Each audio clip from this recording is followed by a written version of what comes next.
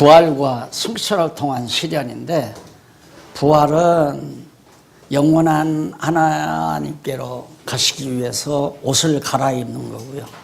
신령한 옷으로, 신령한 부활체로 갈아입고, 승천은 그대로 하나님께로. 그런데 이것도 그래요. 아까도 말씀드렸지만 이게 이제 영원한 세계인데, 지구가 이렇게 영원한 세계 안에 시공 세계가 이렇게 있단 말입니다. 그러면 예수님께서 여기서 부활해서 소위 이제 구름을 타고 올라가셨다. 구름 타고 올라가셨다.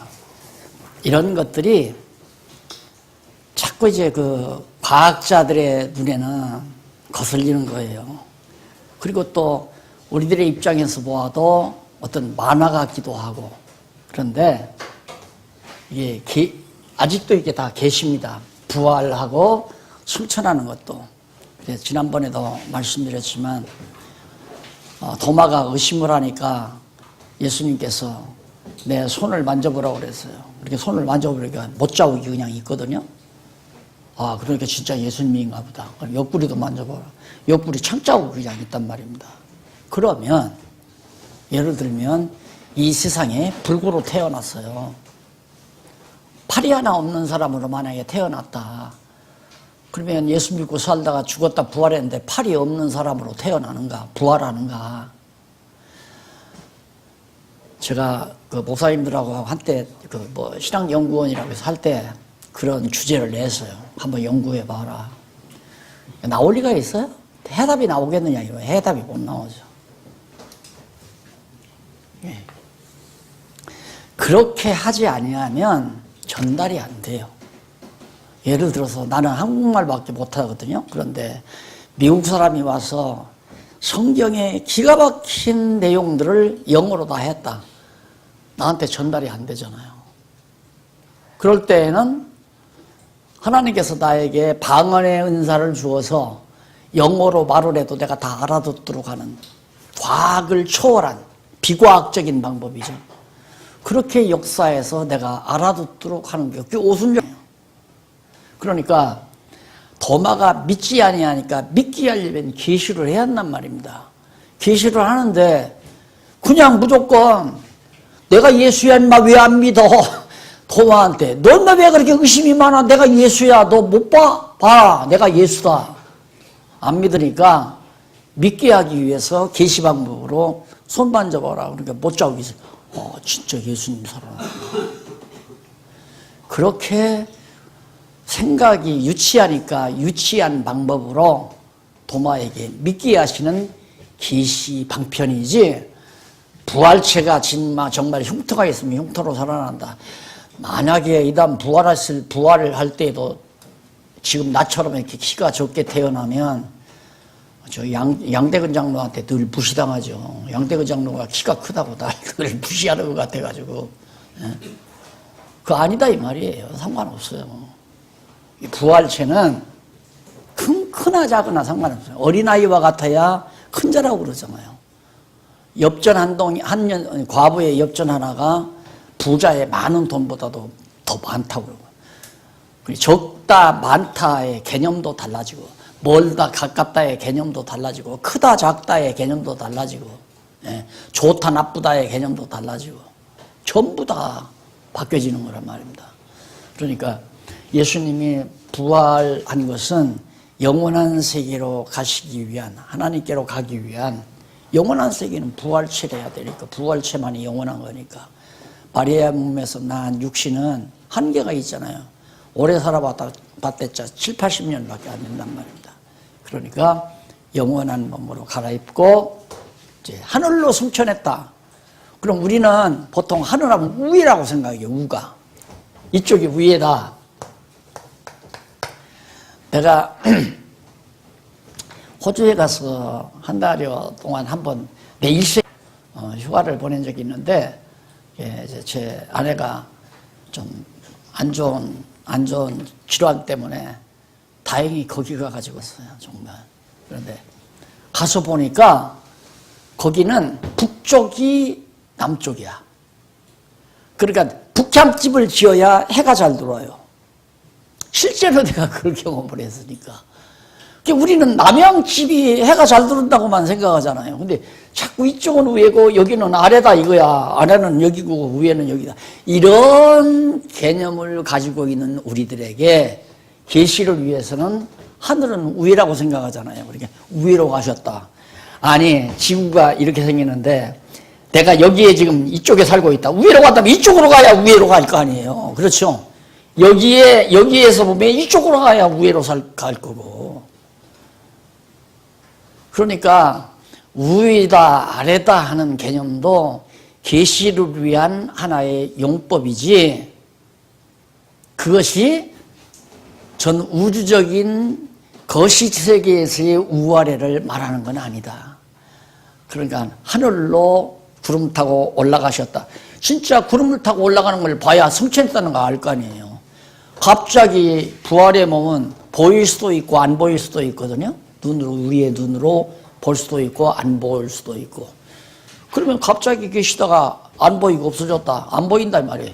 그러면 도대체 예수님이 부활해가지고 어디 깊은 산속으로 도망을 갔는지 어느 동굴 속으로 숨으셨는지 어떻게 알 거예요. 그러니까 120문도가 보는 앞에서 유유히 구름을 타고, 구름 위로 올라가니까 구름 타고 올라가는 거죠. 그래서 예수님이 언약대로 성천하셨다는 사실을 계시적인 형상으로 보여주는 사건이다. 이게 정말 하나님께로 가셨구나 하는 게. 그래서 부활한 형상으로 보여주고 표적을 보여주며 장례를 언약하고 승천하는 대목으로 마지막 그 승천 대목은 사도행전 1장 1절로 11절에 나타난 내용이에요. 이건 요한복음이 아니거든요. 그렇지만 요한복음까지가 마태복음에서 요한복음까지가 예수가 바로 스스로 그리스도이심을 증거하는 내용이니까 예수에 의한 성취 증거니까 이 땅 위에 계시는 예수님이, 부활하신 예수님이 마지막까지 증거하고 승천하는 장면까지가 사도행전에 나오니까 요한복음에는 그게 안 나와요. 처음에 이걸 연구하다가 아버지께로 오셔서 그 신성에 의한, 그러면 아버지께로 오셔서 아버지께로 가야 되잖아요. 여기 와서 딱 끝나는 거 21장에 딱 뽑으니까 표적을 보여 부활했다는 것 보여주고 나서는 기록이 끝나요. 올라가는 장면이 나와야, 실제로 올라가는 장면이 나와야 하는데 이게 사도행전에 나오더라고요. 그래서 사도행전 1절로부터 11절까지를 장차 이제 성령이 와서 유다와 사마리아와 땅끝까지 복음을 증거하고 그런다고 다 장례일을 언약하고 나서 하늘로 승천하는 장면으로 마지막을 고합니다. 대충 말씀을 드렸으니까 정리하고 끝을 내도록 하겠습니다. 처음에 7834페이지 부활한 형상으로 보여줍니다. 부활의 형상으로. 안식 후 첫날에 1절로 10절, 20장. 첫날에 마리아와 제자들에게 빈 무덤을 보여줍니다. 안식 후 첫날, 그러니까 토요일이 지난 일요일 아침이죠. 새벽, 일요일 새벽. 안식 후 첫날이니까. 그래서 일요일은 부활, 예수리에요. 그래서 주의 날이라고 하는 거예요. 주의 날. 주의 날은 안식일이 아니에요. 주님의 날은 예수께서 부활하신 날을 주의 날이라고 그러죠. 그러니까 우리 대한예수교장로회 헌법에도 안식일을 지키라는 말은 예배법에 없어요. 맞죠? 안식일 지키라고 안 해요. 주의 날을 거룩히 지켜라 이렇게 나오죠. 근데 주의 날하고 안식이라고 자꾸 혼돈하는 거예요. 안식일은 토요일이고 주의 날은 일요일이고. 그래 안식교인들이 이 말하면 끽소리 못하잖아요. 예, 우리 장로교 교인들이 안식일은 토요일이지. 그러니까 우리는 토요일 지킨다. 그래 안식교는 토요일 날 모여서 찬송 부르고 그러잖아요. 우리 장로교는 억지를 쓰는 거죠. 억지를. 일요일이 안식이라고. 어디 성경에 일요일이 안식이라는 데가 한 군데도 없거든요. 우리는 율법에 따라 이 날이 좋다 저 날이 좋다 해서 안식일을 지키는 것이 아니라 예수 그리스도께서 부활하신 주님의 날을 우리가 기념하고 그날을 기억해서 성도들이 함께 모여 찬양하고 또 정말 선한 일 도모하고 이런 모임을 우리가 주의 날 일요일 날에 갖는 이유가 거기 있습니다. 첫날 안식 일요일 새벽에 마리아가 그거 보면 여자들이 대단하죠. 그런데 어려울 때는 여자들이 강직하더라고요. 예. 마리아가 그래도 예수님 죽으셔서 무덤에 묻었는데 혹시 무덤이 안전한가? 예수님 부활했을 거라고는 상상도 못하고 온 거예요. 못 알아들었으니까 마리아도. 그렇지만 이미 세상을 뜬 예수님의 시신이 묻혀있는 곳이니까 나라도 한번 가서 살펴봐야 되겠다 해서 간 거 아니에요. 가니까 무덤이 활짝 열린 거예요. 깜짝 놀랐어요. 누가 예수의 시체를 어디로 동겨갔나. 무덤이 열려 있으니까 빈 무덤을 가서 본 거죠. 근데 천사가 예수님께 나타나서 예수는 살아생전에 얘기했던 대로 벌써 부활하셔서 갈릴리로 가셨다 이거예요. 가서 다른 제자들도 와서 무덤을 다 확인해 봤어요. 비어 있어요. 그래서 빈 무덤, 이게 이제 부활의 증표죠. 그러니까 이걸 빙자로 해서 로마 군병들이 막 철통같이 죽겠잖아요. 무덤을 이렇게 요셉의 무덤, 아리마대 요셉의 무덤 둘을 파놓았는데 거기다 시신 넣고 입구에 큰 돌을 굴려서 막고는 그 틈사구리를 막 진흙처럼 막 그렇게 해서 꽉, 왜 시루떡 할 때 시루떡 본 붙이잖아요. 그렇듯이 꽉 붙여놨단 말입니다. 이게 개미 한 마리도 못 들어가게 한 거예요. 그리고는 군인들이 지켰는데 졸다 일어나 보니까 완전히 문이 열렸다 이 말이에요. 그러니까 예수는 부활해서 이제 무덤을 열고 가신 거거든요. 그러니까 이제 군병들이 보니까 무덤이 열려서 없어졌습니다. 그러니까 제자놈들이 이 자식들 예를 들면 거예요. 나 똑똑히 지켜야지 어떻게 지키기 좋은 동안에 제자놈들이 가서 다 훔쳐갔을 거 아니야. 제자들 시신을 이래가지고 예수의 시신 제자들이 훔쳐다가 어디다 다 감춰버렸다. 소문을 그렇게 내도록. 그래서 예수의 부활을 거짓이라고 그렇게 소문을 내게 돈을 주어가면서 그렇게 악랄하게 진리를 가리우려는 작전들을 썼던 사건이 이제 여장면에 나타나죠. 자, 그 다음 20장 11절로 18절 보면 우는 마리아에게 두 천사와 부활한 주가 나타나 보여줍니다. 얼마나 슬프겠어요. 시신마저 없어졌으니까. 울고 있으니까 천사 두 사람하고 부활한 예수님께서 나타나셔서 마리아에게 확증해 줍니다. 다시 살아났다는 사실을. 자, 이렇게 해서 부활의 소식을 이제 이 마리아가 처음으로 듣게 되는데 19절로 23절에 보면 부활한 예수님께서 제자들에게 나타나 표적을 보여주며 언약을 합니다. 이 표적이 뭐냐면 손과 옆구리에 창자국과 못자국을 보여주는 아까 말한 대로 봐라. 참 이런 장면 아까도 말씀드렸지만 이런 장면들이 참 많은 의문을 갖게 하는 거죠. 야 그러면 전쟁하다가 군목들이 전쟁하다가 총에 맞아 죽고 창에 찔려서 죽고 했을 때 그 사람들은 전부 다 부활할 때 막 창자국, 총자국 다 몸에 가지고 부활할 건가? 이런 상상을 할 수밖에 없잖아요.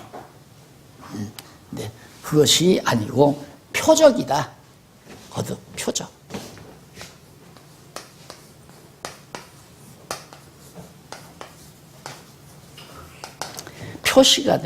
표가 되는 흔적이라 이 말이죠.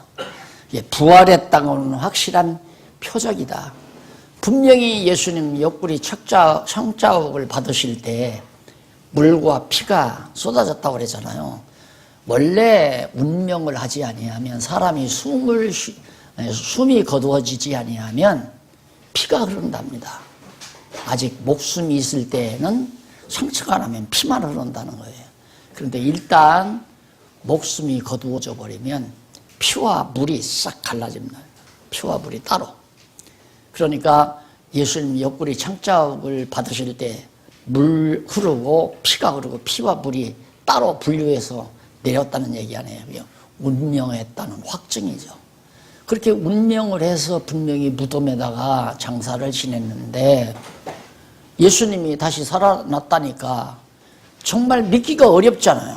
안 믿는단 말입니다. 그러니까 오죽하면, 그러니까 사람이 선입견을 가지게 되면 잘 안 보인다는 얘기거든요. 선입견 가지게 되면.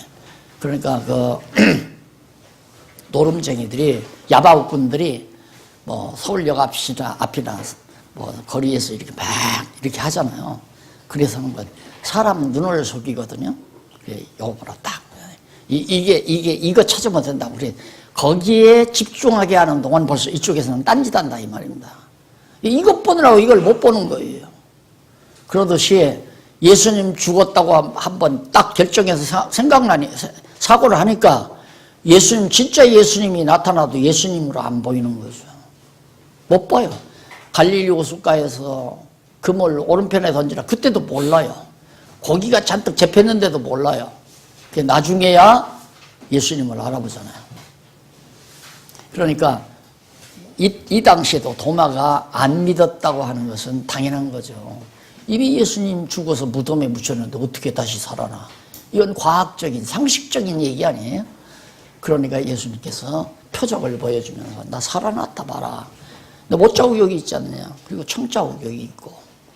그래서 믿게 하려는 하나의 표적으로서의 사건을 보여준 것이다. 그 다음 표적을 보고 도마가 믿으니까 이를 기록한 목적을 알려줍니다. 자, 왜 이러한 표적을 보고 믿는 이 사건을 기록을 했는가? 거기 보면 30절에 보십시다. 30절에 넘어가서 7840페이지. 예수께서 제자들 앞서 이 책에 기록되지 아니한 다른 표적도 많이 행하였으나 오직 이것을 기록하면, 왜 도마의 사건을 왜 기록했는가? 기록한 이유는 너희로 예수께서 하나님의 아들 그리스도라는 사실을 믿게 하려고 기록한 것이다. 이게 전부 성경 기록의 목적과 같은 거예요. 결국 하나님이 여호와라고 하는 사실을 계시하는 건데, 예수가, 신약에서 예수가 그리스도가 확증이 돼야 진짜 하나님은 여호와시다. 왜? 구약에서 그리스도 보내겠다고 언약했으니까 언약대로 신약에서 예수가 그리스도이어야 하나님이 여호와신 것이 확실하죠. 그러니까 하나님이 예수가 그리스도다 하는 거, 아까도 예수라고 하는 이 이름의 뜻, 여호와는 구원이시다. 여호와는 구원이시다. 그러면 이건 구약이에요. 여호와 증거는, 하나님이 여호와임을 계시하는 건 구약에서 구체적으로 여호와의 이름을 드러내죠. 그럼 여호와가 여호와 되심을 확증하는 것은 구주가 나타나야 돼요. 즉 메시아가 와야 된다 이 말이죠. 그래서 신약은 구주, 그리스도를 증거하는 내용이고, 구약은 여호와를 언약하는 내용이고, 신약은 그리스도가 성취된 내용이고, 그것이 지금 우리가 배워나가는 성경신학의 구도 아닙니까? 그것이 예수라는 이름 안에 다 담겨져 있다. 예수는 신약, 구약과 신약 이 사실을 강하게 조인해주는, 정확하게 연결시켜주는 연결고리 역할을 하는 것이 예수다. 예수는 여호와이시며 예수는 그리스도이시다. 예수가 여호와이시며 예수는 그리스도이시다. 그래서 예수라는 말은 여호와는 구원이시다 뜻이라고 그랬잖아요. 아니, 난 이것만 보고도 그냥 예수를 그리스도로 믿겠어요. 이 예수라는 이름만 알고도, 성경 다 몰라도. 세상에 이런 일이 어떻게 있을 수가 있어요?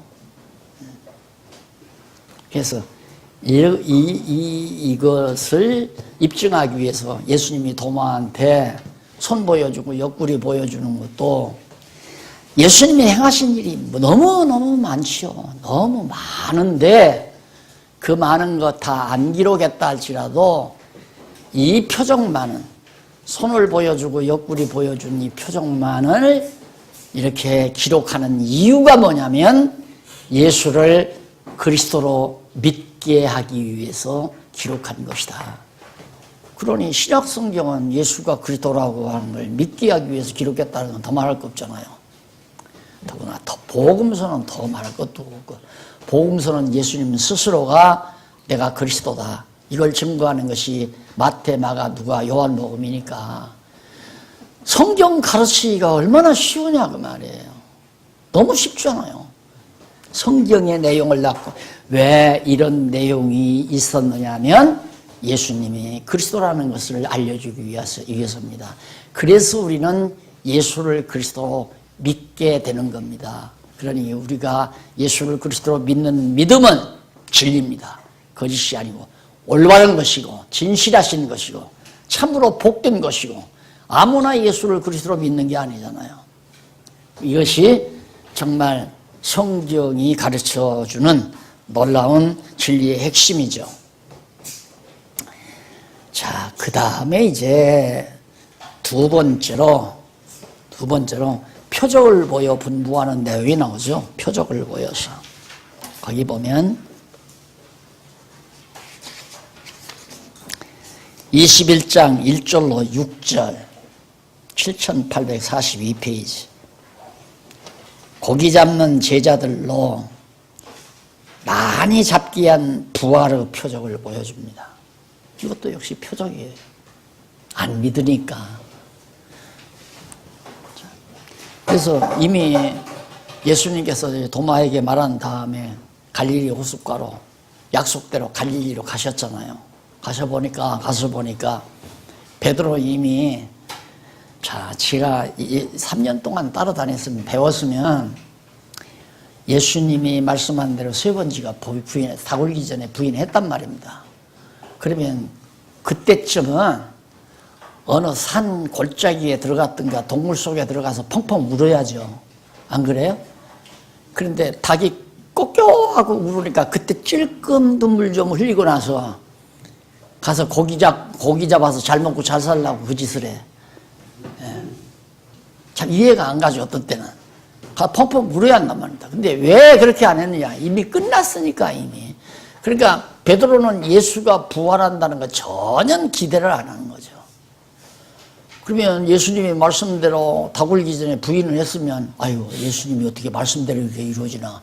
정말 그분이 하나님의 아들 그리스도인가. 제가 고백을 했으니까 너는 나를 누구라 하느냐 하니까 주는 그리스도시요 살아계신 하나님의 아들입니다 고백했잖아요. 이게 그 순간 하나님께서 베드로에게 알려준 거라고 말이에요. 그러고 나서는 다 잊어버린 거죠.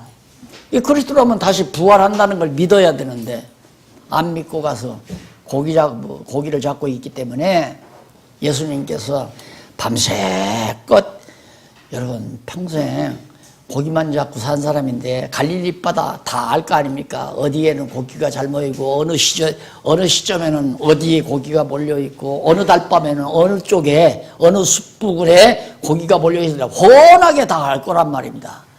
근데 밤새 그러다가 한 마리를 못 잡아요. 그것도 표적이에요. 한 마리를. 왜? 내가 너로 하여금 고기를 낚는 어부가 되게 하리라. 예수님께서 약속했으면 갈릴리에서 고기 많이 잡게 해야 할 거 아니에요. 근데 그 고기는 물고기가 아니라 많은 영혼을 건져내는 그런 사도로 쓰겠다는 예수님의 약속 아닙니까? 그렇지만 워낙 무식하니까 모르니까 예수님께서 야 저쪽 오른편으로 그물을 한번 던져봐라 말이에요. 이렇게 던졌어요. 그러니까 엄청 고기를 낚는 어부가 되게 하리라고 약속하신 하나님께서 진짜 보이는 고기를 몽땅 잡도록 그물이 찢어지도록 도저히 자기들 혼자는 그물을 건져 올릴 수 없도록 그래서 저쪽에 있는 동료들을 불러서 그물에 고기를 올려서 배에 싣습니다. 그때야 예수님이 오신 줄을 알잖아요. 표적을 보여주니까. 그래서 베드로가 그물을 쳐버리고 결국 그리스도 예수가 그리스도라고 증거하기 위해서 목숨을 내대게 된 겁니다. 사도행전에 그게 나오죠. 자, 예수님께서는 내가 너로 하여금 사람을 낳는 어부가 되게 하리라 하는 약속대로 베드로는 그런 생각도 안 하고 사는 거예요. 전혀 그런 데 대한 관심도 없고. 그런데 예수님이 말씀하신 계획대로 이루어져 가잖아요. 베드로를 불렀습니다. 승천하실 때 베드로도 봤을 거 아닙니까? 가서 기다려라. 사도행전에 나오죠. 예루살렘 떠나지 말고 기다려라.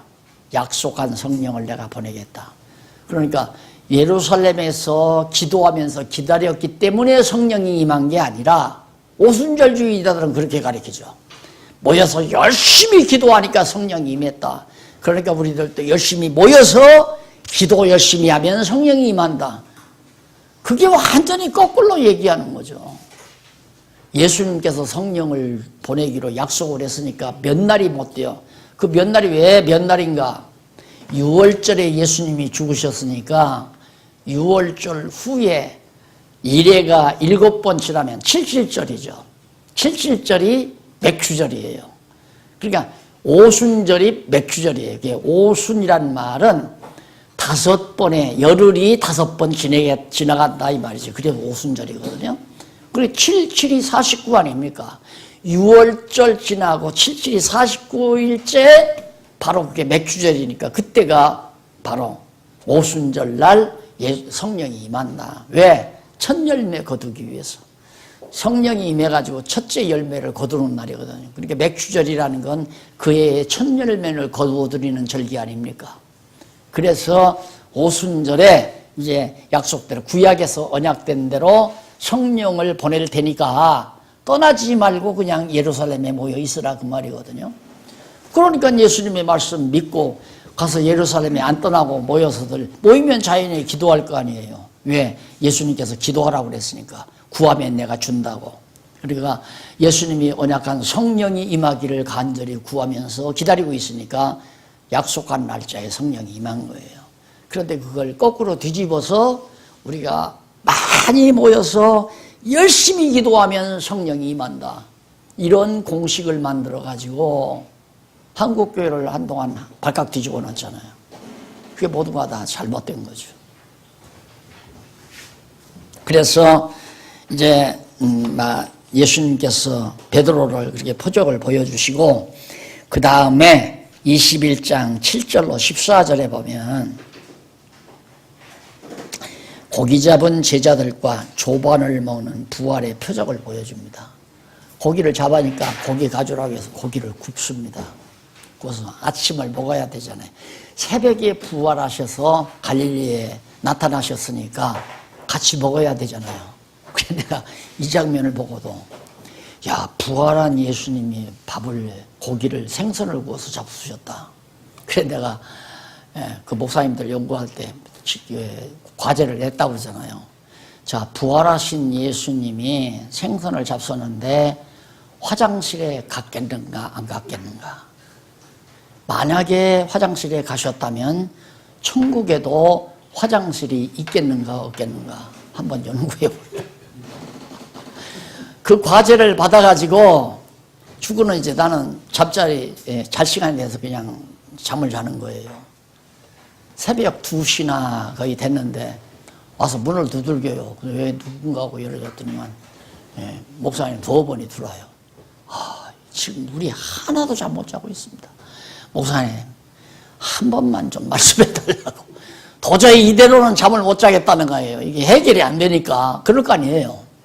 안 된다고. 한번 연구해 보라고.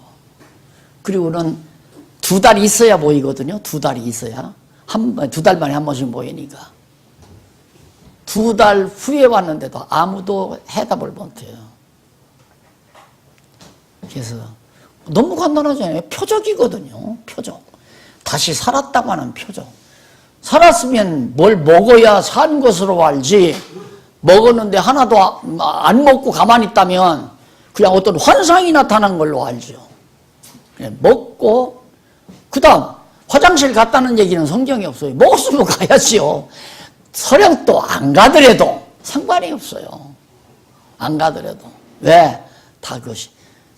이제 그걸 과학적으로 뭐 설명을 해도 상관이 없지만은, 예를 들어서 물질이라고 하는 것이 결국은 아무것도 없어요. 확정적이 아니에요. 불확정적인 거예요. 불확정성. 그래서 최근에 과학의 최고 절벽이 뭐냐면 불확정성 문제예요. 이게 확정이 돼야 수학적으로 계산해서 뭐 지구의 연대도 말하고 인류의 연대도 말하고 뭐 예를 들어서 사람의 뼈를, 죽은 뼈를 찾아다가 그걸 과학적으로 분석해서 몇 년 전 사람이다. 이것도 불확정적이 아니고 확정적이라야 그게 가능한데, 불확정적이니까 그런 걸 계산한다는 게 다 넋두리예요. 엉터리 같은 소리란 말입니다.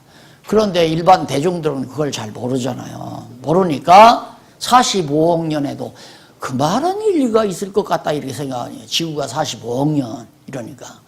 그래서 기독교가 자꾸만 찐발을 당하는 거예요. 비과학적이다. 기독교는 비과학적이고 비학문적이고.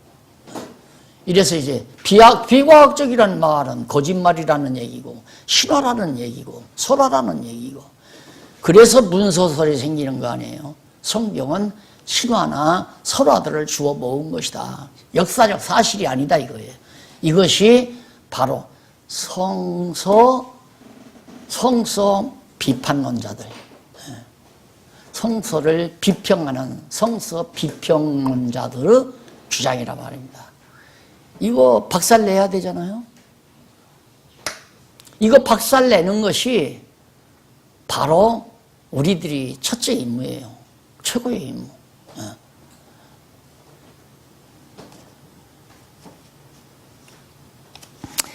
그 다음 이제 부활의 표적을 식사를 해서 표적을 보여주고, 그 다음 21장 15절로 17절에 보면 세 차례 베드로의 사랑을 확인하며 양을 먹이라고 분부합니다. 요나의 아들 시몬아, 네가 나를 사랑하느냐? 내가 사랑합니다. 또 묻는 거예요. 네가 나를 사랑하느냐? 내가 주를 사랑하는 줄을 주께서 아십니다.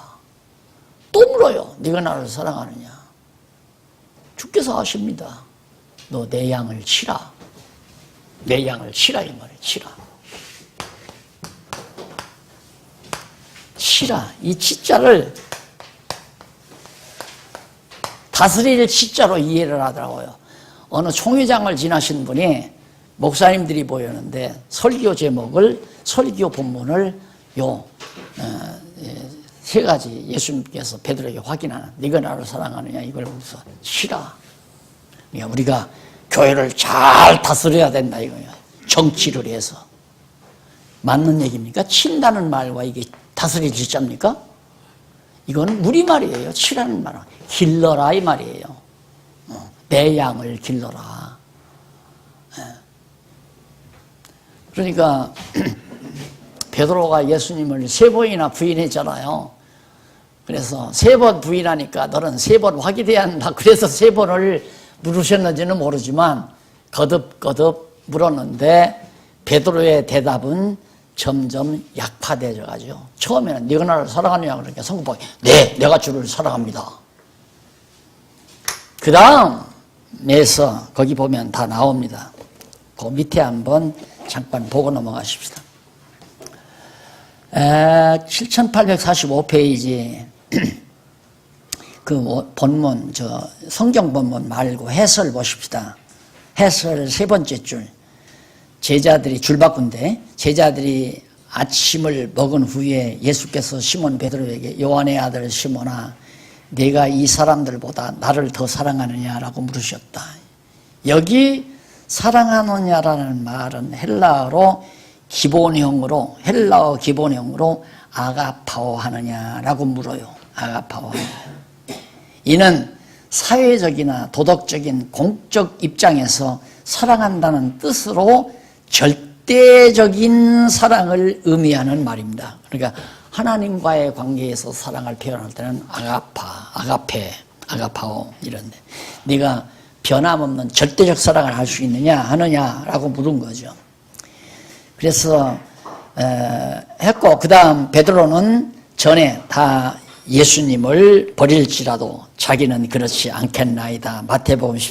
마가복음 14장에서 얘기하죠. 했으나 닭을 울기 전에 예수를 부인하기까지 한 사람입니다. 그러니까 치라는 얘기가요. 에?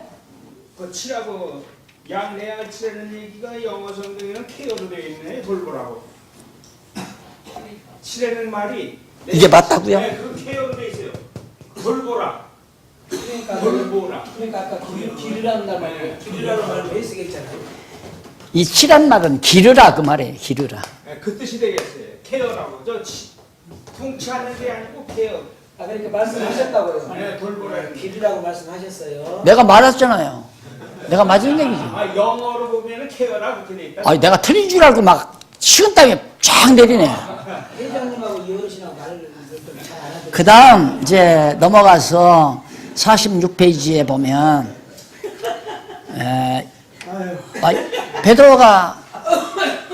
베드로가 곤욕스럽죠. 얼마나 곤욕스럽겠어요. 자기가 과거가 있는데 나는 다른 사람보다 주님을 더 따르고 절대 어디로 가든지 내가 주를 따르겠나이다 해놓고 3번이나 부인했으니까. 그러니까 주여 그러하이다. 내가 주를 사랑하는 줄을 주께서 아시나이다 하고 말씀드렸다. 여기 그러하이다라는 말은 헬라어로 나이라고 하는데 이는 예 또는 참으로 그러하기는 하나, 내가 볼 때는 그러하기는 하나 이렇게 번역을 해요. 그러하기는 하지만 그 말이죠. 그래서 등으로 뜨시고 사랑하는 이라는 말은 기본형으로 필레오, 내가 아가파오 하기는 하지만 내가 주님을 필레오 합니다. 대답이 달라요. 그래서 이 필레오라는 말은 거기 바로 나오잖아요. 이는 공적이 아니고 사적 우정의 사랑을 의미합니다. 친구 사랑.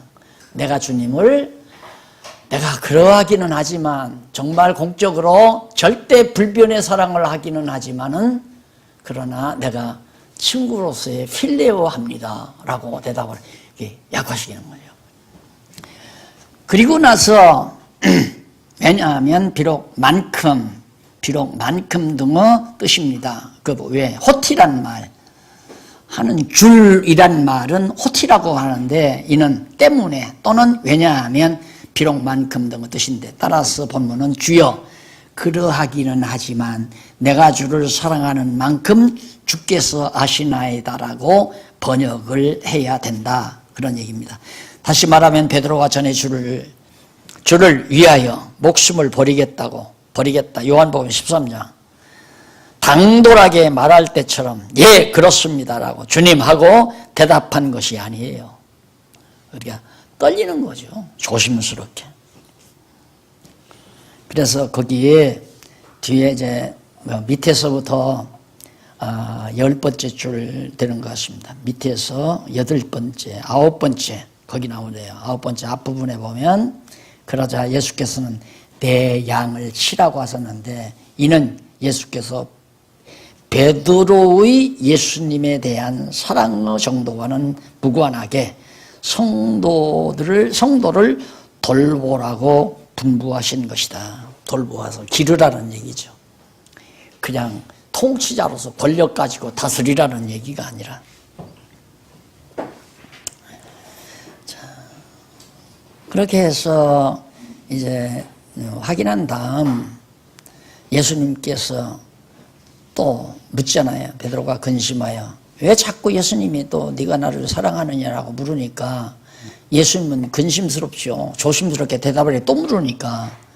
그러니까 주여 모든 것을 아시오매. 예수님이 다 아시면서 내가 주를 따르겠다는 죽기까지 따르겠다고 했던 말 거기에서 이제 변질해가지고 3번이나 부인했던 거 다 알지 않습니까? 내가 어떤 놈인지 다 아시면서 자꾸 그렇게 물어보면 내가 입장이 곤란한데 그 말이에요.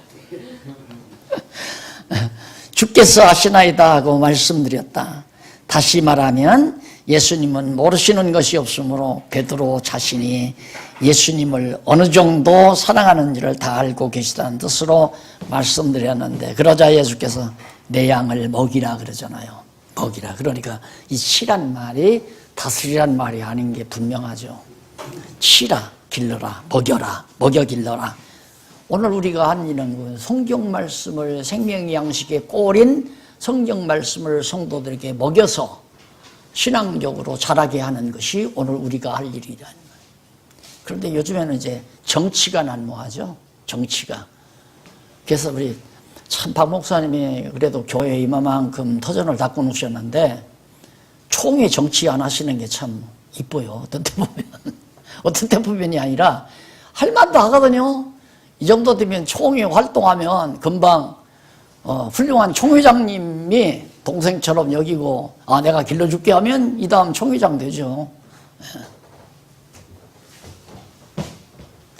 요즘 다 교회에 어느 정도 잘하면 그게 목사님들이 하는 일 아니에요.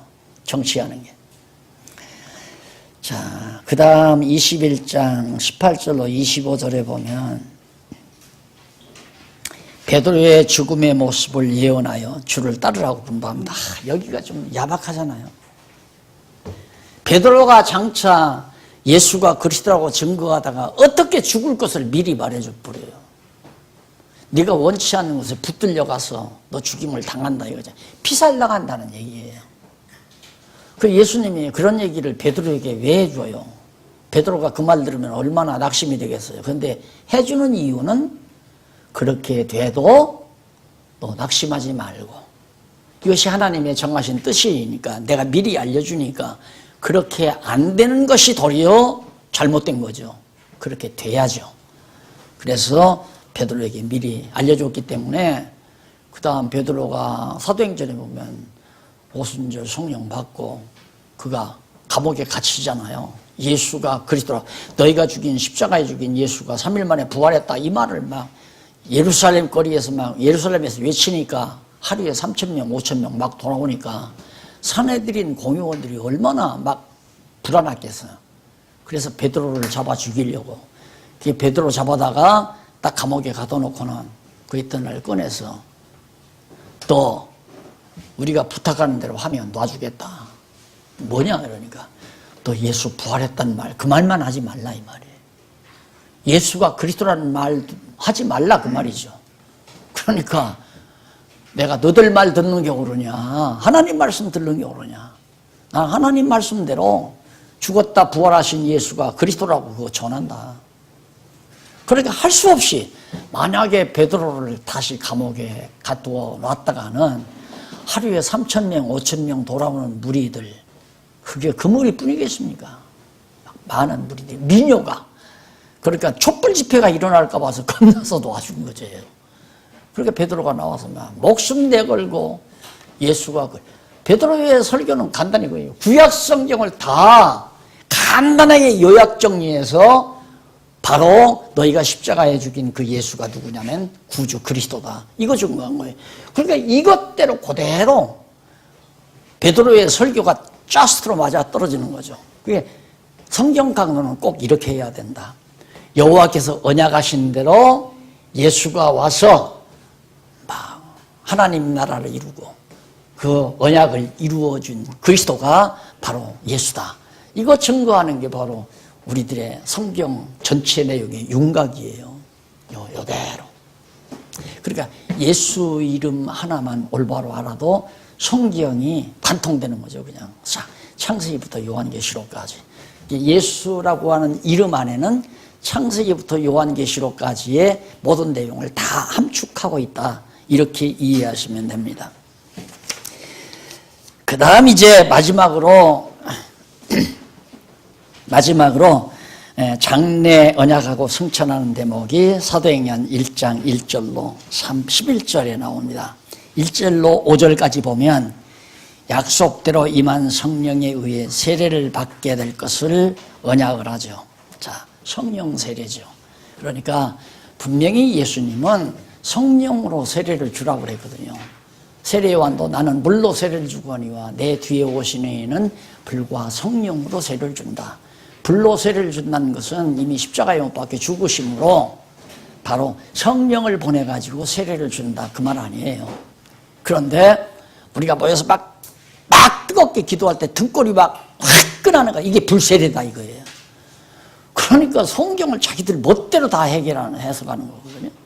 지금 이제는 불세례는 예수님이 받은 세례고, 그래서 내가 받아야 될 세례가 있니, 이 받을 세례가 이루어질 때까지 내 답답함이 어떠하겠느냐. 그 말은 받을 세례는 십자가에 못 박혀 옛사람 죽이고 새 부활의 몸으로 부활하실 그 세례를 바로 불세례라고 얘기한 거고, 성령 세례는 예수님 가신 다음에 성령이 오셔서 우리 택한 백성들에게 주실 세례, 옛사람 죽이고 속사람이 거듭나고 중생케 하는 세례, 이게 이제 우리가 줘야 될 세례란 말입니다. 그래서 바울도 한 사람인가 물로 세례를 주고 예수님은 세례 안 줬다고 그랬잖아요. 세례 준 일이 없어요. 물로 세례를 준 일이. 그런데 그런 것들을 로만 캐토릭으로부터 세례와 성천이라는 의식을 두 개를 남겨놓고 칠성례를 다 없애버려야 되거든요. 성경적이라면. 그런데 다 없애기가 아쉬우니까 5개는 없애버리고 2개만 남겨서 하다 보니까 자꾸 기독교가 의식화되는 거예요. 형식, 의식. 이러다 보니까 완전히 목사는 제사장이 되고 건물은 성전이 되고 의식을 거룩한 예배를 제사를 집행하는 성전이 되고 목사는 제사장으로 군림하고 연보는 제물로 둔갑하고 이렇게 우스꽝스러운 교회로 바뀌어져 버렸잖아요. 기독교는 의식이 없어요. 형식도 없고 오직 하나님의 말씀만 살아 약동을 해요. 하나님의 말씀이 택한 백성의 심령 속에 들어가면 옛사람 죽여요. 욕심도 죽이고 탐악도 죽이고 감정도 죽이고 모든 시기 질투도 죽여버리고 그리고 사랑과 화평과 자비와 양성과 온유 이런 것들로 다시 거듭나게 하는 놀라운 역사가 성령 세례에 의해서 이루어지는 것이다. 자, 이걸 약속을 하시고 나면서 6절로 8절에서는 약속한 바 성령이 임하면 복음의 증인이 될 것. 그래서 1장 8절 유명하지 않아요?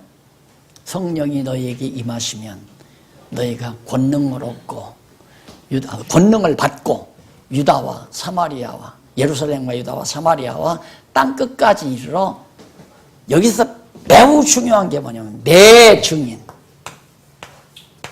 부활하신 예수님의 증인, 부활하신 그리스도의 증인이 된다. 내 증인이 되리라, 될 것이다 예언이에요. 근데 우리는 이걸 보통 되라라고 명령문으로 그냥 그렇게 봐가지고 예수님의 지상명령, 보통 헌신예배 부탁받으면 이게 18번지 아니에요? 성령이 너희에 마시면 권능을 받고 유다와 예루살렘과 땅끝까지 내 증인이 되라. 지상 명령이다. 명령이 아니라 약속이에요. 될 것이다. 내 증인이 될 것이다. 그러니까 정말 성령 임해서 사도들에게 능력을 입히워가지고 예수가 그리스도라고 증거하는 증인들이 돼서 그 증거가 나타나는 곳마다 예수를 그리스도로 믿는 자들이 모여서 주님의 몸된 교회가 이루어져 가는 거죠. 그것이 8절까지 나와 있고 마지막 9절로 11절에서는 언약이 나와요. 그 언약이 뭐냐면 다시 올 것. 내가 다시 오겠다. 제자들이 보는 데서 구름을 타고 승천하시죠. 그러니까 이 1장 1절로 11절까지 보면 하나님께서, 예수님께서 첫째 성령 보낸다 약속이 있어요. 3대 약속이라고 하죠.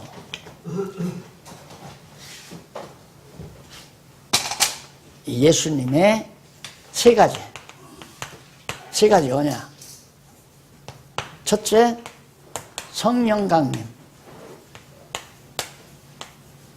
성령이 임한다. 두 번째, 땅끝 전도. 그 다음 세 번째, 재림. 이 세 가지 언약을 남기고 예수님 승천하셨어요. 그러면 이건 이루어졌죠? 몇 날이 못 돼요. 예루살렘에 임했어요. 그 임하신 성령이 지금 우리 안에서도 역사하는 겁니다. 안 떠나요. 세상 끝날까지 함께 한다고 그랬어요. 그러니까 성령이 왔다 갔다 하는 게 아니란 말입니다. 부흥이 할 때는 오고 부흥이 끝나면 다시 가고 하는 게 아니란 말입니다. 세상 끝날까지 우리와 함께 하고 있어요. 이미 이건 완전히 완료 이루어졌죠. 그다음 땅끝 전도는 진행. 현재 땅끝으로 계속해서 진행돼 가잖아요. 예루살렘에서 시작된 것이 안디옥, 아세아, 마게도니아, 아가야, 이탈리아, 스페인, 유럽, 북유럽, 영국에서 카나다, 미국으로부터 한국에서 중국, 인도 이렇게 막 땅끝으로 지금 지구를 돌고 있잖아요. 현재 진행이에요.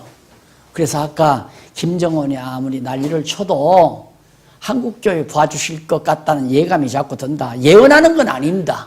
예언하는 건. 하지만 한국교회 죽여놓으면 글쎄 내가 볼 때는 이렇게 되면 내가 굉장히 자만하게 들릴지 모르지만 한국교회 이대로 없어져 버리면 성경신학 누가 전할 사람이 없는데 그동안 지금 뭐서 내야기치 하는 목사님들 다 이제 어디로 도망갈지도 모르지만 안 그러면 핵폭탄 맞아도 다 우리 다 세상 끝날지도 모르잖아요. 그렇게는 하나님이 안 하실 것 같아요. 지금까지 벌써 내야기째 2년 동안 하나님께서 무장시키시고 공부시키시는데 다 이렇게 할 때는 전쟁시키려고 하나님께서 무장시키는 거 아닙니까? 전쟁터에 내보내지 않을 바에야 뭐로 훈련을 시켜요. 그래서 반드시 땅끝 전도까지 현재 진행 중이니까 동양 사람이 동양인에게 복음을 전해야 쉽지 곳곳 사람들이 가서는 잘 안 된단 말이다. 언어도 잘 통하지도 않고 감정도 잘 통하지도 않고 그래서 한국교회 극동에서 모자리판 만들어 가지고 지금 아시아 일대에다가 하나님께서 이제 모내기 해야 되잖아요. 모판에서 뭐 쪄가지다가 갖다 모내기를 하듯이 그렇게 하나님께서 섭리하시지 않겠나 하는 게. 그리고 재림은 아직 미완이에요. 아직 완료되지 않았단 말입니다. 이건 장차될 일이죠. 그러니까 완료됐고 현재 진행되고 있고 앞으로 이루어질 것이고 그래서 예수님 다시 온다는 걸 우리들이 확실히 믿고 산다 하는 얘기입니다. 이렇게 해서 예수님의 그리스도 되심을 구주가 되신 사실을 요한복음에서도 확실하게 신성을 중심으로 증거한 내용이라는 것이 확인되어 있다는 사실을 전하면서 오늘 강의를 모두 마무리합니다. 이렇게 해서 이 복음서가 전부가 다 예수님 자신이 그리스도이심을 증거하는 내용으로 확정된 사실을 다시 한번 말씀을 드리면서 이제 다음에는 성령에 의해서 예수님에 의해서 증거되는 건 이미 끝났고요. 요한복음으로. 사도행전에서부터는 이제 오순절에 임하신 성령에 의해서 예수가 그리스도라는 사실을 증거하는 내용으로 요한계시록까지 이어져 갑니다. 쫙 하니. 그래서 오늘 복음서 끝내고 다음 사도행전 이제 공부할 건데 사도행전 한 4시간 할 거니까 한 8장 내지 9장까지 사도행전 8장에서 9장까지 미리 교재를 읽고 오시면은 훨씬 더 서로가 나도 편안하고 목사님들도 좀 강의 듣기가 편하리라고 생각합니다. 기도하시겠습니다. 자비하신 하나님 아버지 은혜를 감사합니다. 우리에게 건강을 주시고 이렇게 또 한적한 처소에서 진리를 함께 탐구하며 진리와 함께 기쁨을 같이 나누고 성도의 아름다운 교제를 할 수 있도록 은혜 주신 것을 감사합니다. 아버지 하나님, 우리가 하나님의 말씀을 통하여 예수가 그리스도인 것을 다시 한번 확인했사오니 세상에 다시 없는 이 확실한 진리를 마지막 여생 사는 동안 정말 진리 위에서 죽고 진리 위에서 사는 하나님의 충성스러운 청지기들이 될 수 있도록 지켜주시옵시기를 비우며 예수님 이름으로 기도드립니다. 아멘. 감사합니다. 수고하셨습니다.